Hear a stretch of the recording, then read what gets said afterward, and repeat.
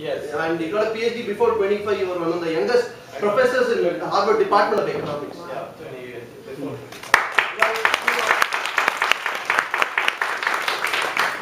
But to forsake such a great career where you would have been today, if you were not here as one of us, you would have been a Nobel-winning economist. Surely before Amartya sir or anybody, he abandoned that, went to the Karma Bhumi of India, fought with the leftist lobby, became a professor of economics at IIT Delhi. Went through a lot of trouble because he was one of those people who had the foresight to see that leftist economist was failing. So he fought against Amartya Sen and Mushirul Hasan and all those Nurul Hasan, all those economists, leftist economists. He lost his faculty position. He went to become a member of parliament during the post-emergency election. I think that was time I was born. So I remember I think he was the member of parliament of Northwest Bombay. Northeast Bombay. And I was told that he campaigned in a very unique way. Hey, I am Swami, vote for me, or something like that in the railway station. You're talking to such a pioneering person. He has been a member of parliament from Madurai. To win a parliament election in itself is a miracle. To win it from 2 states, especially with the liability of being not a native Hindi speaker, and he has won that from Mumbai, he has won it from Madurai. He has been a union minister for law in the Indian cabinet. But all of this has not kept him still, Can I say something? I'd like to say something that Dr. Swami said when he was here in Houston a couple of years ago. Yes. We often tend to give credit to Dr. Manmohan Singh for the economic reforms he's done in India. Dr. Manmohan Singh did not do a thing. Dr. Swami wrote up the entire blueprint for India's liberalized economy, gave it to Dr. P. Narasimha Rao, who approved it, and Mr. Ramesh Manmohan Singh just got the credit for it. Dr. Swami deserves real credit for it. Narasimha Rao deserves credit because he had the political courage to. Dr. Swami, I think you called Manmohan Singh to planning commission. Yes, I made him he was my economic advisor when I was commerce minister. But so at this point, people would have written their memoirs and gone on other thing. But Dr. Swami doesn't stop there. He is fighting. What is the biggest effect of his fight today? All the 2G that we are seeing, that is because of his crusade. His fight against the oppression of Hindus in India, that is going to be also bringing forth, and soon we will see the Vinasha Kala for all our enemies. So okay, 2 small things. He has written a beautiful book about the Hindus. Yeah. Now, apart from that, one more thing, and so much to talk about you, sir, but one thing, as a Hindu, I'm so happy that you opened the floodgates of Kailash Manasarovar Yatra. So if anybody is going to Kailash, we have to thank Dr. Swami. So let me request Chandra and Jayakumar to honor Dr. Swami with the Pannadi. Chandra is the host. The host. Okay.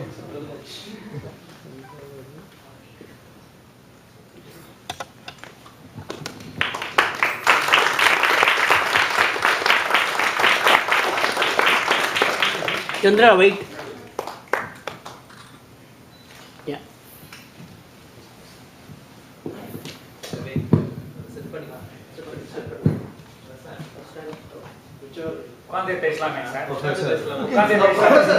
Everyone, whatever is convenient. He's saying he's a professor, he's used to standing.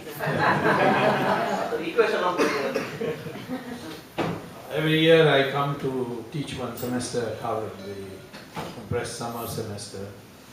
And so I'm here for that, and in the weekends I'm on tour. So I've come because there's a weekend here. I'm very grateful for this opportunity, and I had the pleasure of speaking to Swami Dayananda Saraswati. He's a great scholar, but his contribution, which in years to come, for which he will be remembered, is that he brought 500 prominent sadhus into one organization called the Hindu Dharma Acharya Sabha.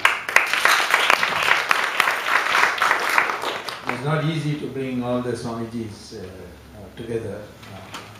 And in fact, it was so difficult that even the size of and the height of the seat had to be exactly the same. Otherwise they would boycott the meeting because each had their ego. They managed it all, and every 2 years there's an annual conference. I'm sure that next February, maybe there'll be, or December, coming December, there will be another conference. The last one was in Hyderabad. So he is a person who has constantly encouraged me to do all these fights. When the Ram Setu matter was there, Swami Dayananda Saraswati and all the 5 Shankaracharyas, they had, or rather 4, because one is common to two peaks are only one Shankaracharya. They all together went to the Supreme Court, and the Supreme Court dismissed their petition. Then Swamiji told me, you go. I said, after your petition is dismissed, how can I go? He said, no, I know you will succeed, you go. And like a fool I went, saying that because he said I will go. And lo and behold, I got a stay. And to the stay, the hearing took place, and now Ram Setu cannot be touched. The same thing with this Chidambaram temple, these Dikshitas, they had gone against the government order to take over the temple. To the High Court, they lost in the single judge. Before the single judge, they lost in the division bench. Then Swamiji phoned me up and said, no, you take it up. I said, they've already lost in the High Court. Now what Supreme Court will do? So he said, no, you go, you have to go.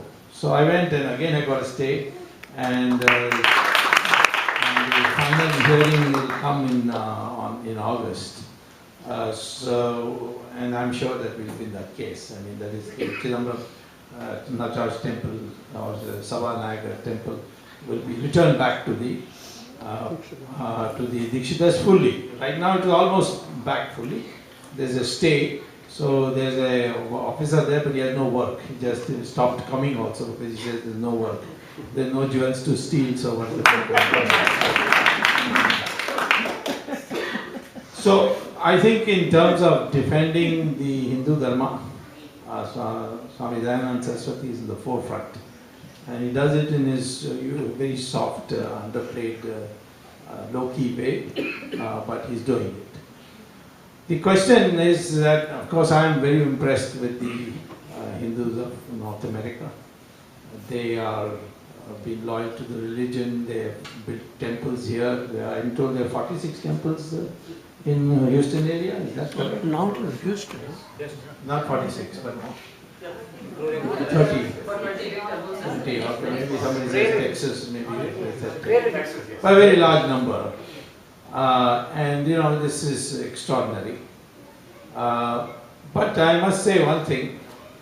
Hinduism sort of instills the concept of individuality. So we come together for special occasions like today. Our Kumbh Mela, how many people come? 1 crore people come. No government invitation, no intimation, no newspaper advertisement. But 1 lakh people come from, 1 crore people come from all over India. They stay there. There's not a single case of law and order incident. Nothing. There's no arrangement of the state except the normal, usual things of diverting traffic. And then for 5-6 days they stay, and then they disperse. And this is also orderly. So this religion specializes in people coming together. But when the threats come, that's when we need a clear mindset to oppose these threats. And that's what basically I would like to speak about today. That's what Swamiji is also very much concerned about. And we see these threats in a number of ways. When a terrorist attack takes place, it's primarily directed against the Hindu community. There may be here and there, supposing Javeri Bazaar, everybody knows it's a Hindu-dominated jewelers associations are there, jewelry shops are there. Maybe some Muslim might walk in there and get killed also. But everybody knows that. Or the Bombay suburban train was bombed, they bombed the first class. First class generally, you will find 99% only Hindus in it. So, therefore, the attack of the terrorists, the target, at least the stated target of people like Osama bin Laden, now is gone, his successors, all is like Similarly, when conversion takes place, it's the Hindu who gets converted. You will not find Muslims being converted to Christianity. Mostly the conversion is by Christianity. So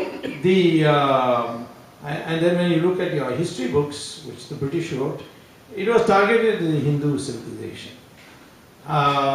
Youngsters keep telling me, how is it that we kept getting beaten by people coming from abroad, and the Muslims ruled us for 800 years, the Christians ruled us for 200 years, the British imperialists, and how is this, if this religion was so good, then how is it that this happened? Well, that's one way of looking at it. That's the way the British are portrayed, that we are a land which is always conquered from abroad. So they have also come, they are also part of the conquering series that has taken place. But when you look at the conquests in other countries, take for instance Iran. Iran was Zoroastrian, 100% Zoroastrian. And the Muslims attacked it, took it over, and within 15 years it became 100% Muslim. Then take Babylon in Mesopotamia, that's now called Iraq nowadays. That was 100% Muslim in 21 years. Egypt was taken over from the pharaohs by the Muslims, and in 17 years it became 100% Muslim. Europe was taken over by the Christians, and in 50 years it became 100% Christian. But here we have 800 years of Muslim rule and 200 years of Christian rule, and still you are 80% Hindu.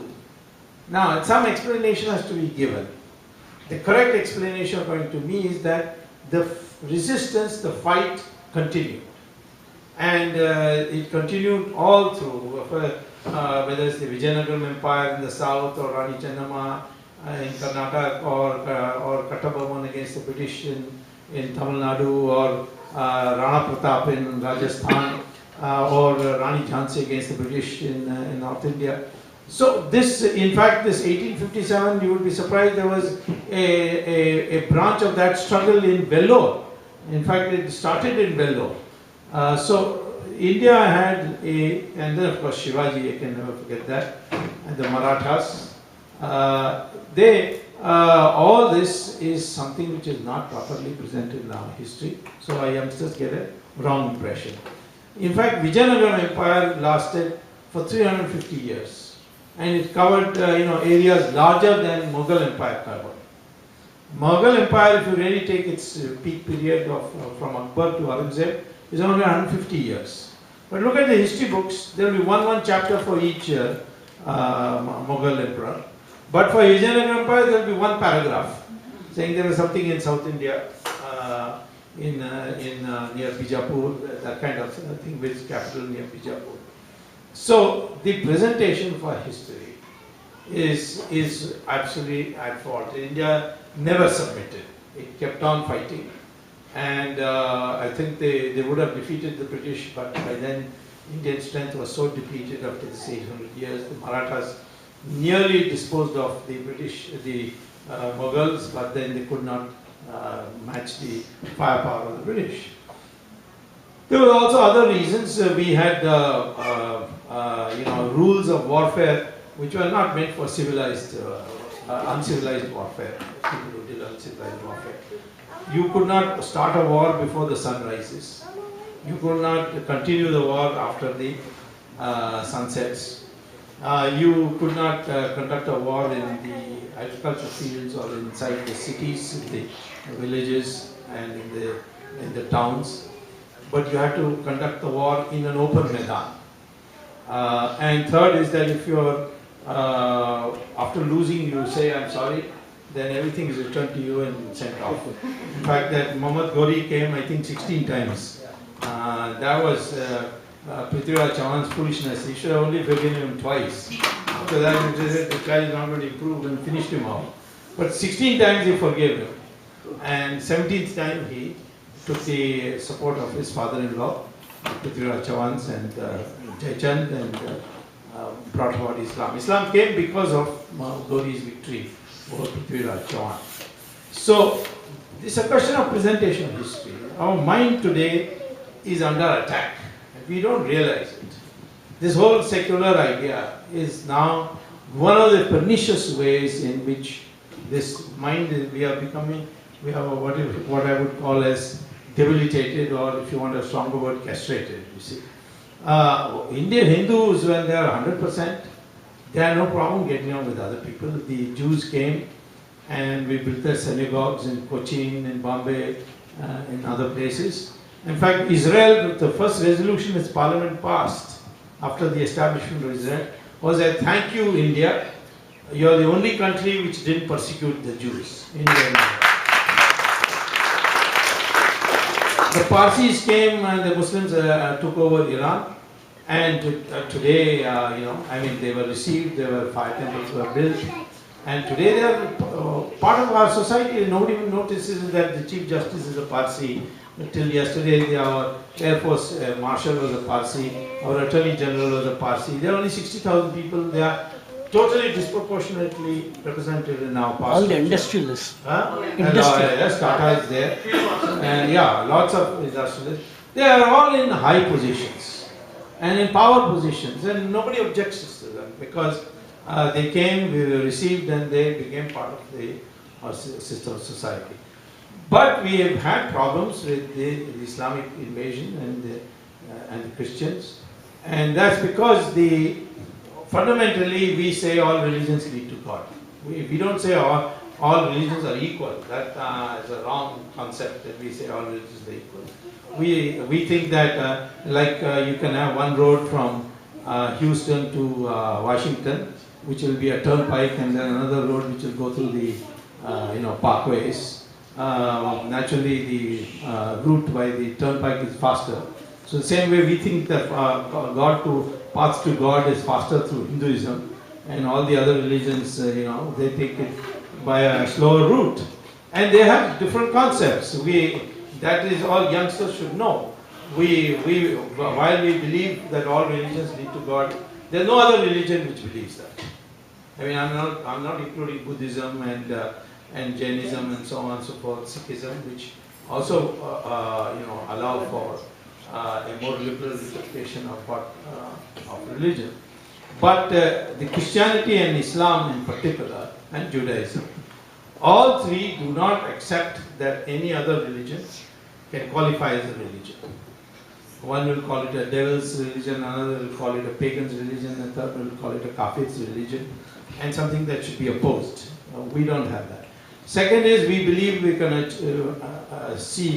the darshan of God in this life, provided you follow the disciplines that are required to meet God. You can't just simply say, I want to meet God and meet God. And you may be a bad fellow also, and still you can meet God. Ravan, for example, he did Siddhi, he did Tapasya, and he could meet Shiva anytime he wanted. And yet he was a Rakshas. So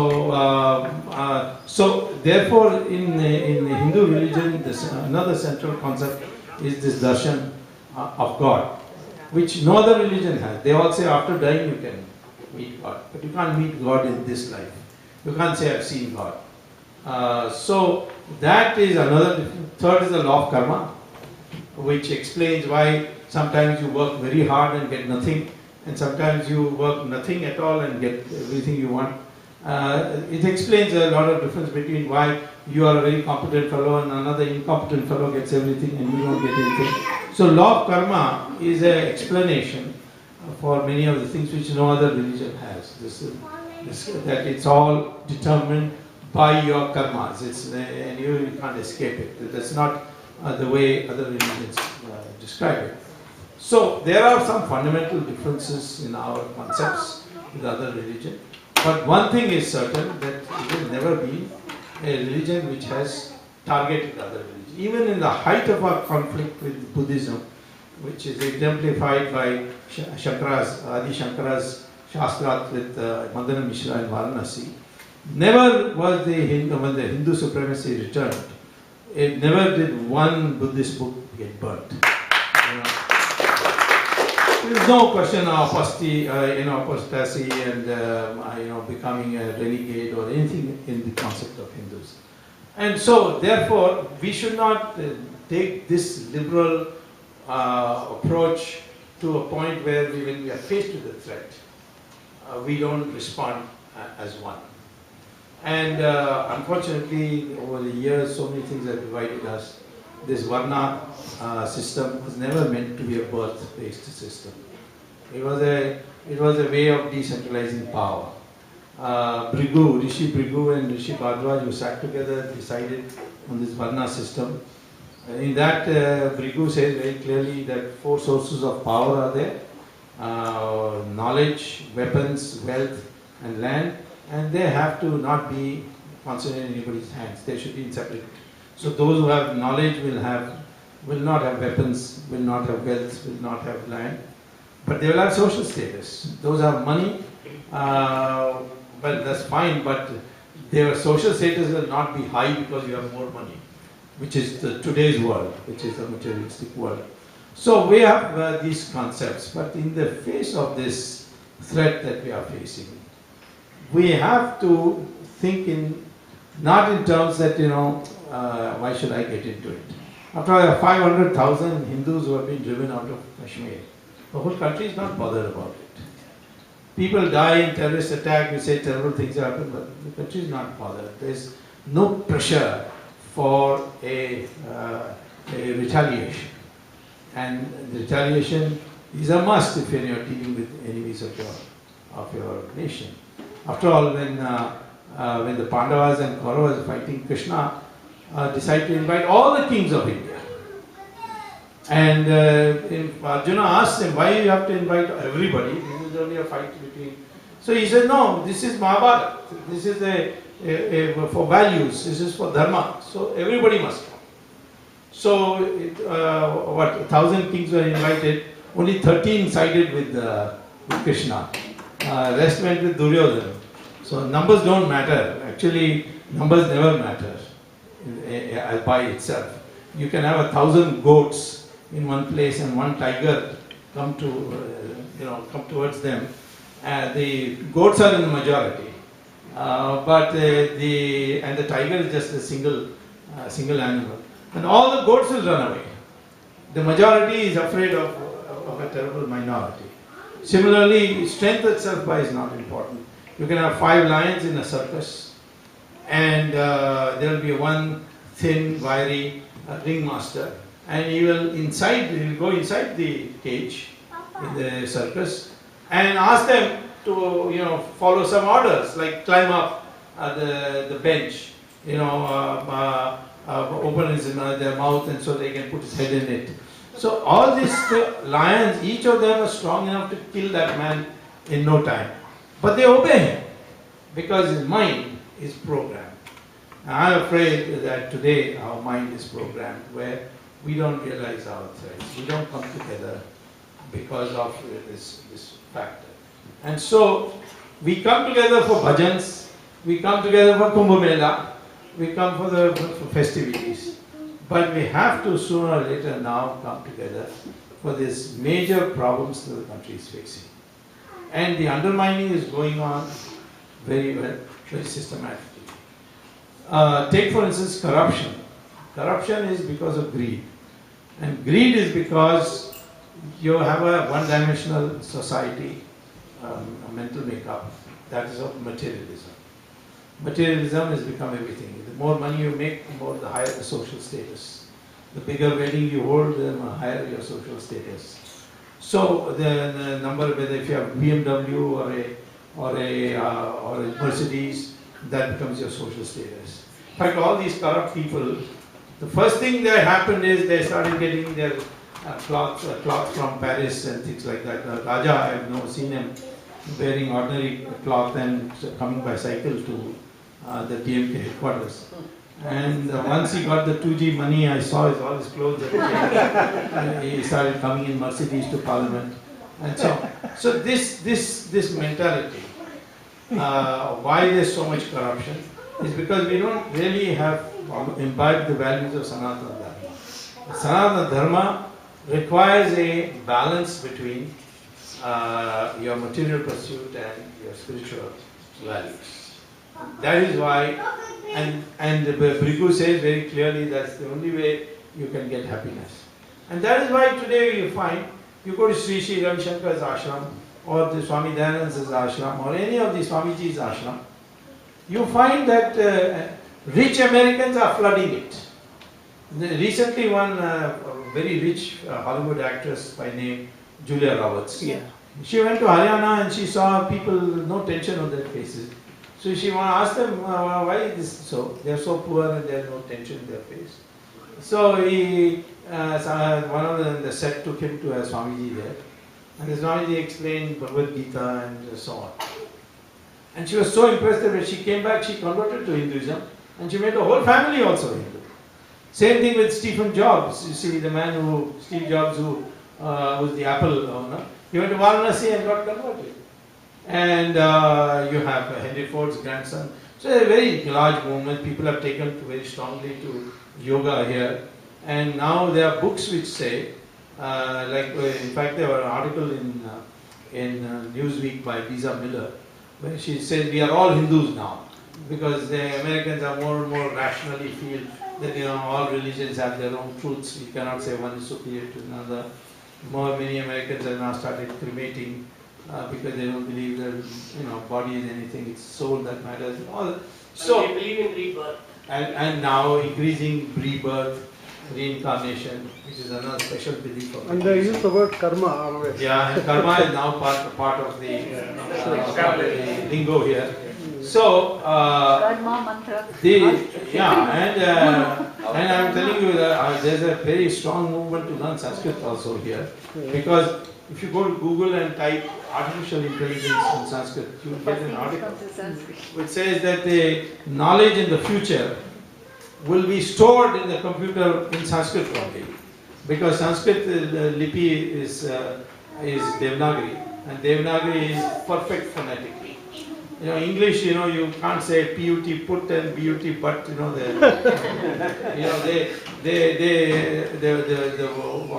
voice comes out differently for the same kind of spelling.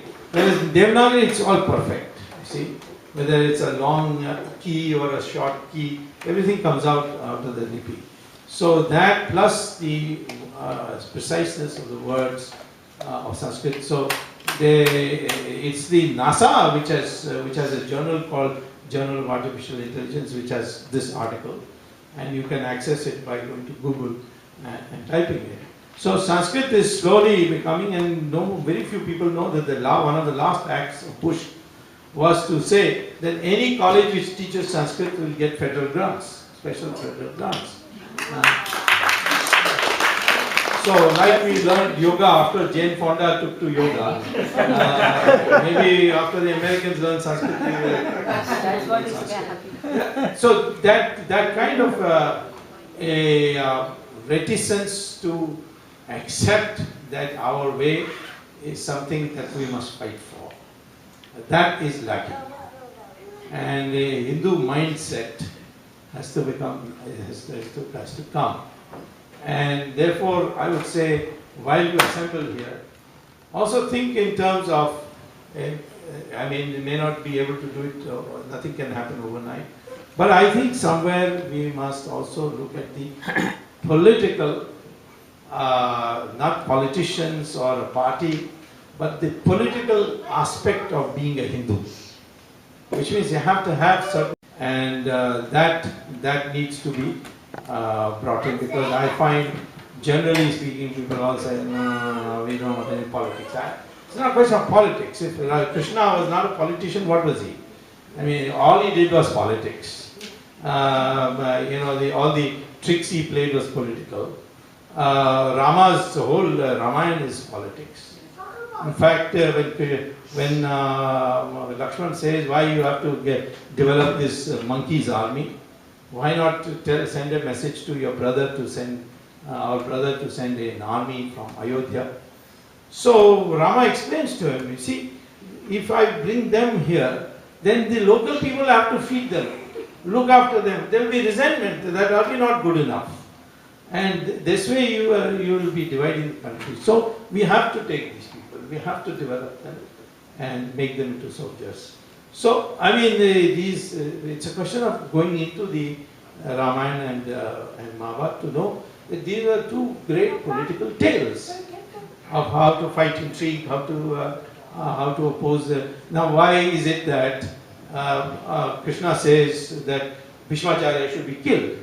I mean, Bhishmacharya was a very pious person, but he watched Draupadi being stripped. So he said, no, he cannot be forgiven. He has to be killed. And he was killed in the war. Now, there is a political truth in that. I often compare Manmohan Singh to Bhishmacharya.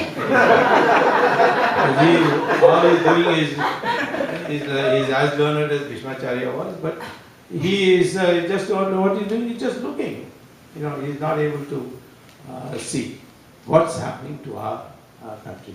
Today, in the name of corruption, you find that our national security is being sacrificed. Two of the companies which didn't deserve to, none of them deserved it, but anyway, two of the 9 companies which got the spectrum license, they were not even telecom companies. They were real estate companies. And once they got it at a very low price, 1/10 the price of the market, they sold it to 2 foreign companies. One was called Etisalat, this was called Telenor. And Etisalat and Telenor, the Home Ministry says, Home Ministry advisory says, and Mr. Chidambaram as minister failed to act on it. It openly says that Etisalat and Telenor should, not in this connection of spectrum alone, but before the spectrum licensing question came, that these two should not be allowed any entry into India. Why is that? Because Etisalat is a front for ISI of Pakistan. And Telenor is a company which buys its equipment, it's a Norwegian company which buys its equipment from China. And Chinese army and Chinese army telecom companies all can double for cyber warfare also. So to allow them into our country would be dangerous. And you find that these are the very 2 companies to whom both Chidambaram and Raja allowed the resale of the license. Even though there's a law which says that once you get the license, you can't sell it for 3 years. They sold it in 3 months. And they sold it for 8 times the price they paid to the government of India. So they got the money. The government didn't get the money. If they had auctioned it, India would have got 1,76,000 crores more. But there's no patriotism, you see. If there was patriotism, they would have protected. That patriotism is sometimes called political. That's what we need to watch out for. Because our country can be, once again, come into a grip of foreigners, not necessarily in the old way, but in the new way, like the lion in the circus, or the goat in large numbers. It's just that thing that, first thing is to do is run away. We don't have anything to do with it. As long as we are safe, it's okay. It's the other person, he'll let him look after himself. Each for himself, that psychology is all right in an individual, it's necessary for democracy for each of us to be individualistic. But when the nation is under threat, then as Chanakya said, that then we selected Chakravarti. Because Chanakya took the army from Bihar all the way to the western coast, to the western border, to fight the Greeks. And he was asked, why are you going all the way there?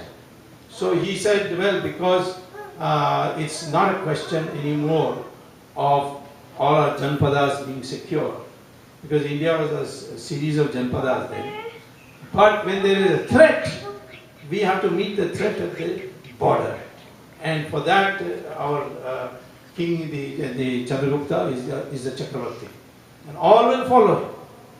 So they, in the same way that the Pandavas were the Chakravartis, or Duryodhana was the Chakravarti for those who sided with him, there will be one person who, in the moment of crisis, will bring them all together. That concept is there. We are not individualistic to the extent that we didn't accept the concept of centralization when there is a threat. What has happened in Bombay is not Pakistan anymore. It's done by our own people. and Pakistan trained them. And all Pakistan does is print your notes and gives it to them for expenses. And that's a very serious thing. Your nation is going to bleed. You don't think that Bombay will happen only in Bombay? I would say that by November you will find many cities, including Chennai, will go up in flames. And therefore we need a response. The response can only come when there is a decision at the political level. I'm not saying politics, I'm not saying party, I'm saying at the political level that this requires a decisive reply. And when that mood comes, politicians will also change. Politicians, they are not people who are deliberately selling the country or save a few, or the deliberately appeasement of minorities. That's because they think that that's the only way to get votes. Because the Hindus are not going to unite. If Hindus unite, even politicians will change. So that psychology also should be imbibed, and I think overseas Indians have an influence on people in India. I saw that in the emergency when I came here. My most successful meeting in the emergency when I came over abroad, I escaped from, after making an appearance in Parliament, I came to this country, was in Houston. And so the largest turnout took place. People never thought that, because everybody is afraid of losing their passport and so on, and the government was also, the embassy was also active, but by then people had decided enough is enough. And so that had a huge impact on Indians in India, because there was so much censorship. But through their friends and relatives, they got to know the truth. So what we need is therefore a Hindu renaissance to rise amongst our own, above all our petty commitments, and start thinking ourselves as Hindus. That's what I want to say. Thank you.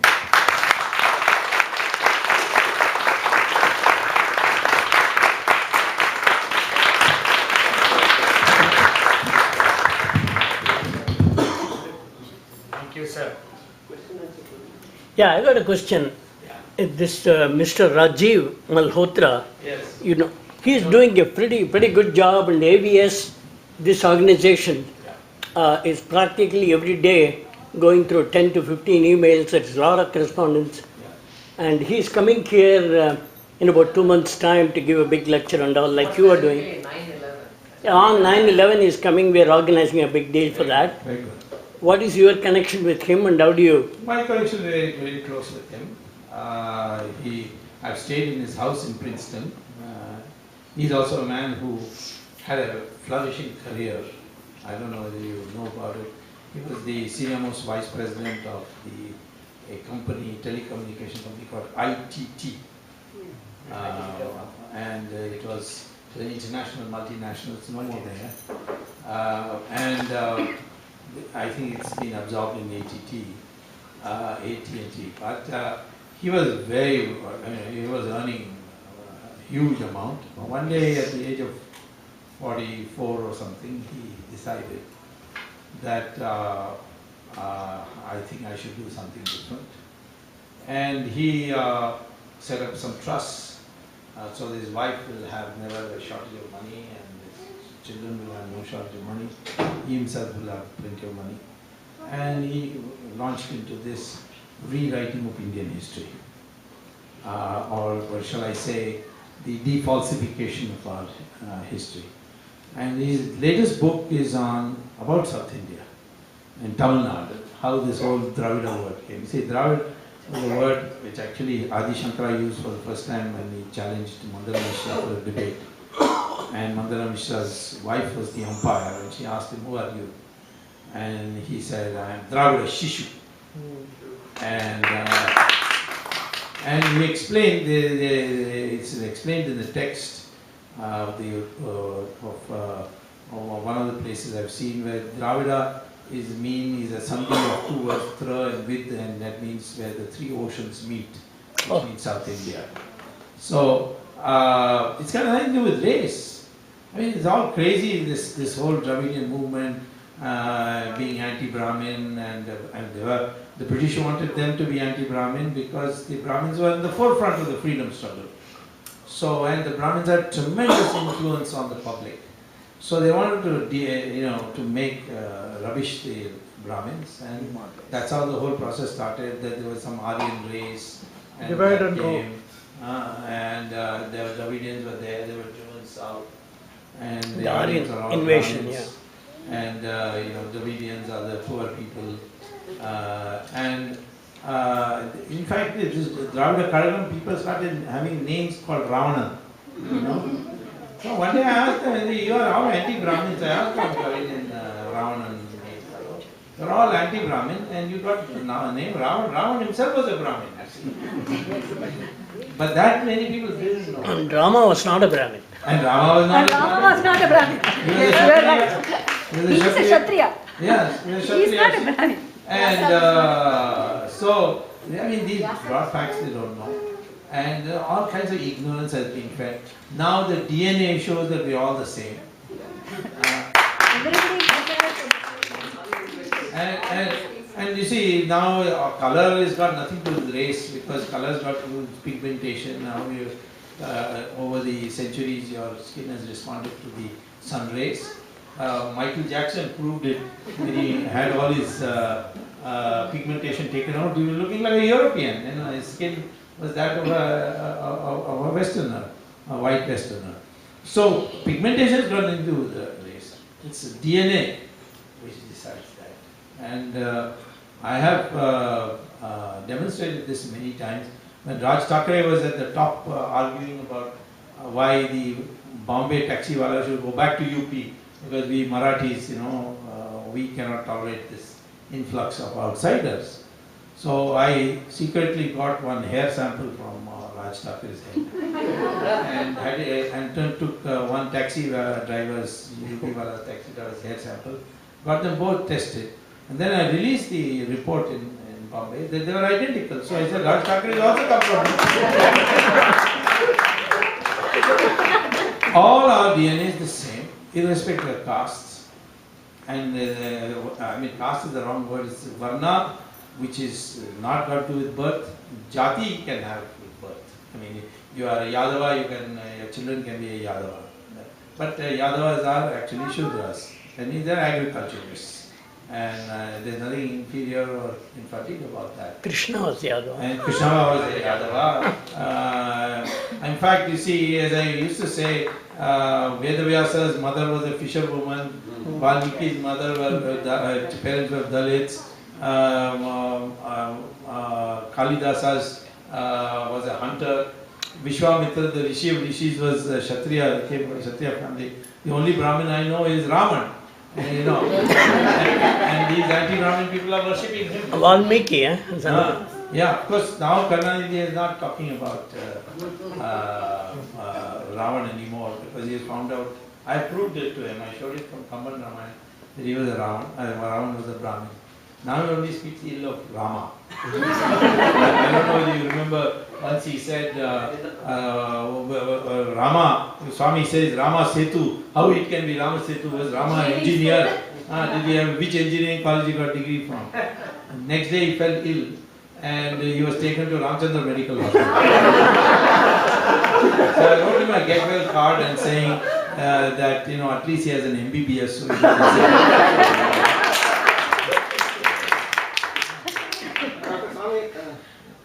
I hate to be the spoiler here, but he has got another engagement he cannot miss. So you can kindly excuse. And he's going to be talking today evening at 7:30 at the Vallabh Center, ECSS. Please attend. Every second that you can spend with Dr. Swami, please. And also tomorrow at 10 o'clock, he's going to talk at the temple. Yes. That- Can you please announce Dr. Swami's talk today? Yes, Two I'm going to announce events that. today and one tomorrow. Yes. Correct. So, again, just let me repeat. So, Dr. Swami is going to be talking specifically. This is the public event, the first public event of Dr. Subramanian Swami. It's going to be held at the Vallabh Preeti Seva Samaj. And some of us, you can ask us if we don't know the directions, we'll tell you that. And there is a dinner at 6:30, followed by his talk at about 7:30, 7:45ish. And then talk will go on till 9 o'clock, question answers. It's a very exciting evening for all of us. And so the dinner, the topic is on corruption, exactly. I've taken you for so granted now that I thought people knew what it was about. Yes, the topic is corruption. On the other hand, tomorrow, let me finish that. So the dinner they are charging a nominal rate of $50, but after that the talk is free. Be there at 6. Yes. If you're planning to be there for dinner, but if you want to be there only for a speech, be there at 7:30. No later than that. Okay. BPSS Temple on Which, West Belford, yeah. West Belford. It's near the intersection of 59 and Beltway. Okay, something like that. And then tomorrow again Dr. Swami will be speaking at the Meenakshi Temple. There will be 2 speakers there. Dr. Swami, what is the topic of that? Gita and Bhagavad Gita and the Hindu mindset.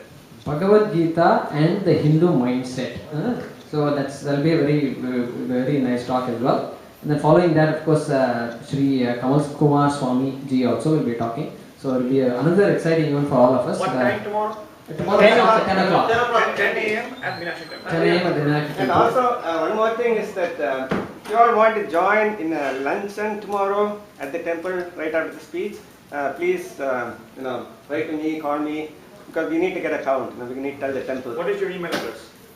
sriramshila@gmail.com. I'll go home forward to. Yeah. No, I already have it. forwarded He to you. has already Yeah. sent We all got it. Okay. So that's so we have a lot of exciting events this weekend, and now we'll have the vote of thanks from Shri Chandrasekhar. Giving a small momentum to Dr. Sure, Swami. sure. Okay, Kurukam, come. Hold on. Correct. Thanks for the It's message. just a very small momentum for Harish Swami. It's a book by Puji Swami Dharma Saraswati. Oh, great.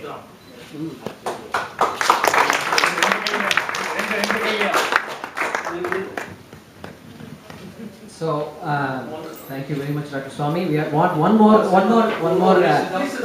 want you to do one more thing, and so we've done all these things over the years, and today we want you to release our website for this organization.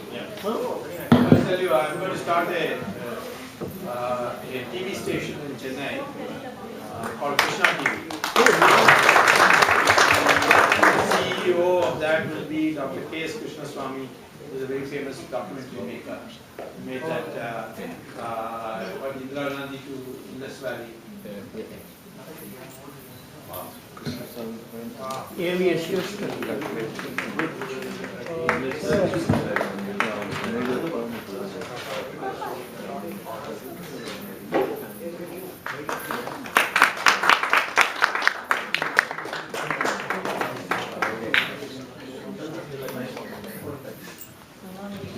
Okay.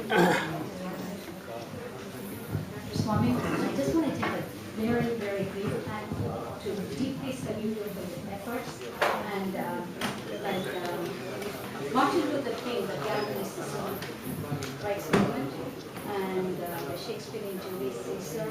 You single-handedly are going to inspire and ignite this fire, and we all have a responsibility. Not just stops here, but take this fire, this embers, this spark, and bring it to we are exhausted. We cannot lose this opportunity. So I just want to acknowledge that. Thank you so much. May God bless you.